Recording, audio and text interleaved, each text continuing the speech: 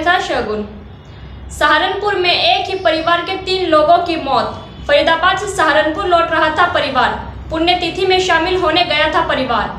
सहारनपुर के थाना नागल रोड पर बुधवार सुबह करीब 5 बजे एक कार डिवाइडर से टकरा गई। हादसा इतना भीषण था कि कार में सवार एक ही परिवार के 3 लोगों की मौके पर ही मौत हो गई, जबकि 2 लोग गंभीर रूप से घायल हो गए। सूचना पर पहुंची पुलिस ने बमुश्किल तीनों शवों को कार से बाहर निकाला। घायलों को जिला अस्पताल में भर्ती कराया गया है। परिजन दोनों घायलों को निजी अस्पताल में ले गए। 3 शवों का पोस्टमार्टम चल रहा है। थाना कोतवाली सदर बाजार के रेलवे रोड निवासी अशोक सलूजा 60 अपने साले की पुण्यतिथि में शामिल होने के लिए 27 सितंबर को फरीदाबाद गए थे।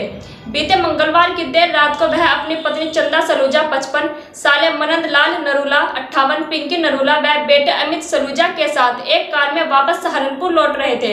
बुधवार सुबह करीब 5 बजे वह थाना नागल के हाईवे पर पहुंचे तो उनकी गाड़ी एक डिवाइडर से टकरा गई। टक्कर इतनी भयंकर थी कि गाड़ी के परखच्चे उड़ गए।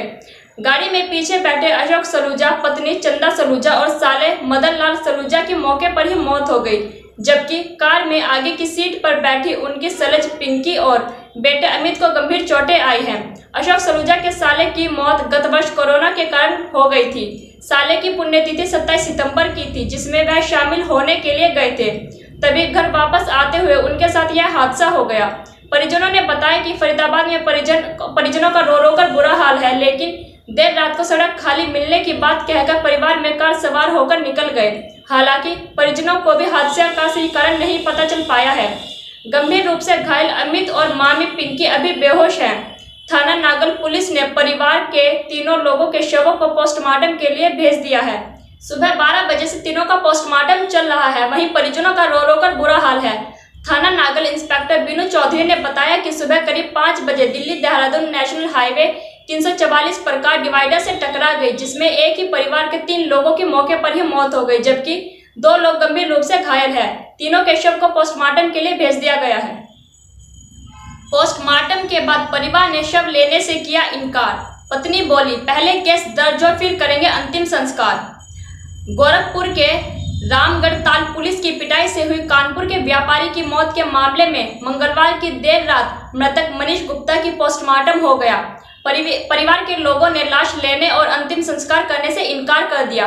परिजनों की मांग है कि जब तक दोषी पुलिस कर्मियों के खिलाफ केस दर्ज नहीं किया जाएगा, वे मृतक का अंतिम संस्कार नहीं करेंगे। मौके पर मौजूद एसपी साउथ और सीओ को मृतक की पत्नी मीनाक्षी गुप्ता ने लिखित तहरीर दी है, लेकिन पुलिस केस दर्ज करने से इनकार कर रही है। पुलिस बीआरडी मेडिकल कॉलेज स्थित पोस्टमार्टम हाउस पर समझाने की कोशिश कर रही है।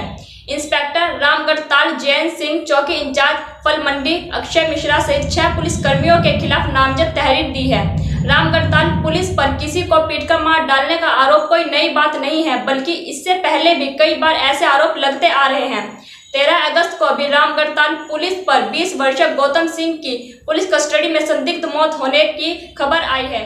हालांकि बाद में पुलिस ने केस दर्ज किया कि गायघाट बुजुर्ग में प्रेमिका से मिलने गए युवक की लड़की के परिवार वालों ने पीट कर हत्या कर दी, जबकि परिजनों का आरोप था कि युवक की मौत पुलिस की पिटाई से हुई है।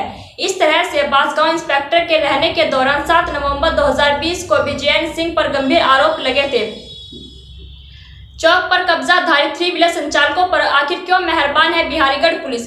कस्बे के अति व्यस्त बुग्गावाला चौक पर 3 अलग-अलग जगह 3 व्हीलर टेम्पो संचालकों ने कब्जा जमा रखा है, जिसकी वजह से आए रोज यहां कोई न कोई राहगीर आने जाने में दुर्घटना का शिकार हो रहा है।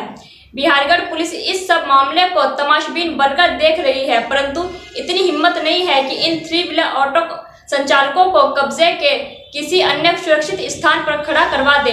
बुग्गावाला चौक बिहारीगढ़ का सबसे अधिक आवाजाही के लिए व्यस्त चौराहा है। यहां से बिहारीगढ़ पहुंचने वाला लगभग हर ग्रामीण गुजरता है। बिहारीगढ़ थाना पुलिस भी रात दिन इसी जगह मौजूद रहती है। इस चौराहे पर 3 जगह ऑटो संचालकों ने कब्जा जमा रखा है, जहां 1-2 नहीं बल्कि कई 3 व्हीलर सवारियों के इंतजार में अड्डा बनाकर नेशनल हाईवे पर ऐसे कब्जा जमा करके खड़ा रहते हैं जैसे इनकी हाईवे अथॉरिटी से टेम्पो से कोई अनुमति दे रखी हो। चर्चा है कि बिहारीगढ़ थाने में 3 व्हीलर संचालकों की सेटिंग है। इसी वजह से निडर होकर टेम्पो संचालक सड़क के बीचों बीच कई घंटे खड़े रहते हैं। जगत गुरु परमहंस आचार्य महाराज ने कहा, मेरी मांग है कि 2 अक्टूबर तक भारत को हिंदू राष्ट्र घोषित कर दिया जाए, नहीं तो सरयू नदी में जल समाधि ले लूंगा। केंद्र को चूंकि मैंने सेंट्रल गवर्नमेंट से मांग किया है कि राष्ट्र की एकता और अखंडता के लिए, संविधान की रक्षा के लिए भारत को हिंदू राष्ट्र घोषित किया जाए और ईसाइयों और मुसलमानों की नेशनलिटी समाप्त की जाए। और हमने इसके लिए समय निर्धारित किया है कि 2 अक्टूबर 2021 तक यदि भारत को हिंदू राष्ट्र घोषित नहीं किया गया तो 2 अक्टूबर को दिन में 12 बजे सरजू जी में मैं जल समाधि ले लूंगा।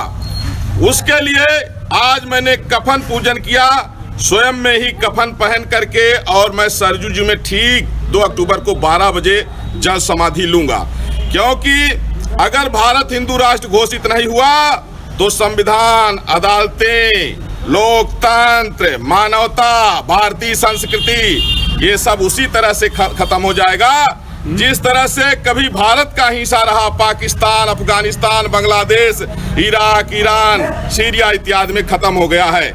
अब चूंकि हिंदुओं के लिए अंतिम देश है हिंदुस्तान, अगर हिंदू राष्ट्र घोषित नहीं हुआ तो हिंदू समाप्त हो जाएंगे और हिंदू के साथ साथ सनातन को मानने वाली परंपरा समाप्त हो जाएगी।